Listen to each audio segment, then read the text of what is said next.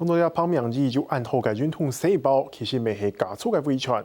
佢爸彭萬秀是係男子10項超人嘅怪獸，佢妹妹係7項超人嘅選手。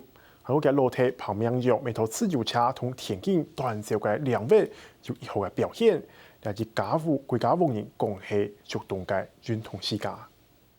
1、2、3、4、5。在後場做操，大概通做做下做比確起來，大家係替優先生一出名。是在1992年，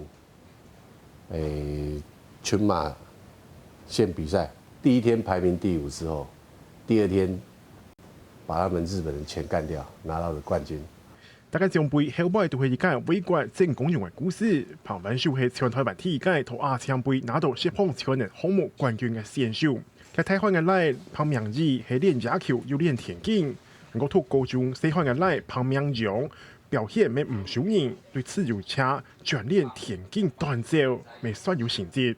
今年就是第一次被國家隊的那個邀請去那個中日交流賽，在台北。預備。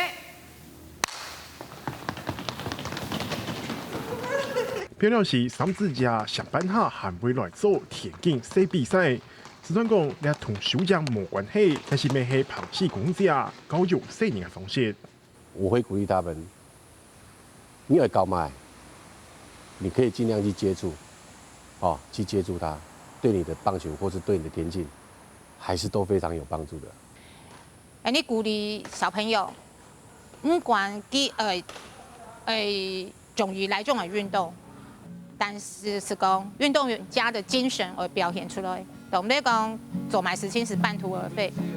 除運動之外，彭木兄弟沒有一號嘅相關。我們總是在抱怨事與願違，卻不願意回頭看看自己。由泰國名義彈吉他，帶定裸體唱一段。其實彭木兄弟運動生涯當中，名義唔單止係名揚嘅好用，同時咪係親和對手。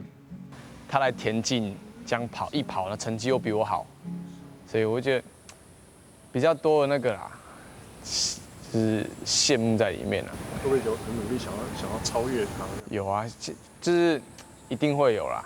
就是我練田徑的，我怎麼可能被一個棒球打敗呢？在運動場全力去拼嘅彭明陽，就見我爭取亞青國手嘅資格，我走出自家路，每一本彭木體育世界嘅招牌更加大年。興愛第一名。